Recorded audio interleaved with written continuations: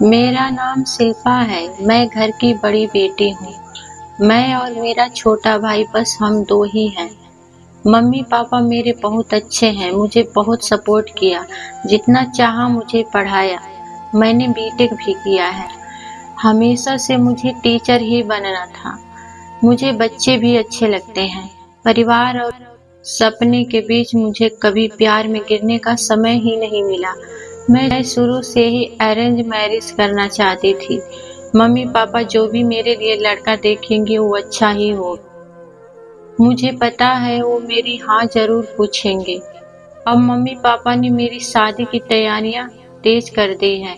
एक लड़का है जो मुझे देखने आने वाला है।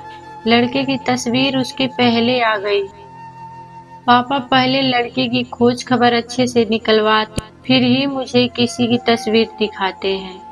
आज रविवार भी आ गया। मुझे लगा शायद वो भी रिजेक्ट हो गया होगा, इसलिए अभी तक मुझे लड़का दिखाया नहीं गया। मैं सोकर उठी तो मम्मी मेरे कमरे में आई।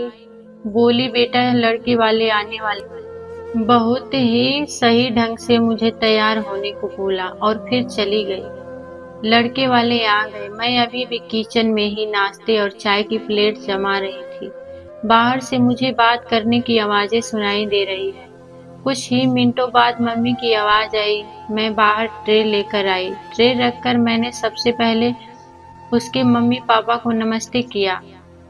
फिर मैंने उसकी तरफ देखा। सच बोलूं तो लड़का बहुत ही सुंदर था। सिंपल शर्ट और जींस में आया था। लड़के पर एक मासूमियत थी। मैंने तो मन में हाँ कर दी थी, पर मेरी हाँ से क्या होता है, उसे भी मैं पसंद आना चाहिए। फिर घर वालों ने बोला कि बेटा अकेले में कुछ बात करनी हो तो कर लो। उसने मना किया, पर फिर भी घर वालों ने हमें अकेले कमरे में भेज दिया। लेकिन वो चुप रहा और मुझे लगा मैं उसे पसंद नहीं हूँ, इसलिए बात नहीं कर रहा। फिर मैंने ही चुप्पी तोड़ दी। पूछा, आप क्या करते हैं? बोला, मेरा नाम तो आपको पता ही होगा। नहीं भी तो मैं बता देता। नाम मनीष है। बिजनेस है प्रॉपर्टी का। अपने बारे में फिर बताने लगा। कुछ देर हमारी, फिर बाहर से मम्मी की आवाज आ गई। बड़ों में बात हुई और रिश्ता तय हो गया। उसके घर वाले जल्द ही शादी करना चाहते थे। पिताजी ने अपनी खोज कर ली थी, इसलिए शादी 1 महीना बाद ही तय हो गई। इस दौरान मैंने मनीष का नंबर लेकर उससे बात करना चाही। मुझे लगा कि वो थोड़े शर्मीले हैं, इसलिए मैंने ही पहले की कर प्यार वाली फीलिंग क्या होती है यह मुझे पता चल गया। फिर हमारी शादी का दिन आ गया और मैं अंदर ही अंदर बहुत खुश थी। मम्मी पापा को छोड़ जाने का गम तो था, लेकिन मुझे लगा मुझे सही जीवन साथी मिल गया है।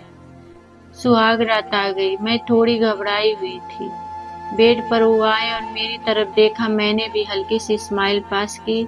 मनीष ने कुर्ती। वो थोड़े घबराए लग रहे थे। मुझे लगा जैसे मैं नर्वस हूँ, शायद वो भी इसी तरह होंगे। मनीष अब बाथरूम में गए और कुर्ता चेंज करके आए। फिर मनीष आकर बोले कि बहुत थक गए होंगे, शायद आज आराम कर लो। मुझे लगा वो भी थके हैं, इसलिए मैंने ज्यादा सवाल जवाब नहीं किए। अगली सुबह वो बाथरूम में फ्रेश होकर नहाकर और कपड़े भी अंदर ही चेंज करके आए। मुझे थोड़ा अजीब लगा, फिर मैंने सोचा शायद उनकी आदत होगी। अगली रात फिर आई और मनीष ने फिर ऐसा ही किया। अभी तक वो मेरे पास भी नहीं आए थे। अब मुझे लगा कि मनीष कुछ छुपा रहे हैं, क्योंकि उसके चेहरे पर साफ दिखाई दे रहा था। अगली रात जब वो बाथरूम से कपड़े चेंज करके आए तो मैंने उन्हें टोक ही दिया। आप क्या छुपा रहे हैं? कुछ बात है तो आप मुझसे कह सकते हैं। वो बोले, बात तो है, जल्द ही तुम्हें पता चल ही जाएगी, पर तुम्हें शायद बुरा लगेगा। मैंने बोला, आप नहीं बताएंगे तो ज्यादा बुरा लगेगा। उन्होंने अपना शर्ट खोला और फिर उसे कुछ कहना नहीं पड़ा। मैं खुद ही समझ गई। उसके चेस्ट पर एक लड़की के नाम का टैटू था, ईशा। अब मैं चुप हो गई और चुपचाप बेड के साइड पर सो गई। वो मुझसे बात करने की कोशिश करना चाह रहे थे, लेकिन फिर भी वो भी बेड की दूसरी साइड पर सो गए। अगले दिन मेरा मुंह उतरा हुआ था। मुझे इस बात का ज्यादा दुख था कि उसने मुझसे यह बात छिपाई। हाँ, हमें कम समय मिला, लेकिन फिर भी इतना समय था कि वो मुझसे बता सकते थे। अगली रात तो फिर कमरे में आए उसके आने की सो चुकी थी। उन्होंने मुझे मेरी बाह पर हाथ लगाया और बोला कि तुम चाहो तो हम बात कर सकते हैं।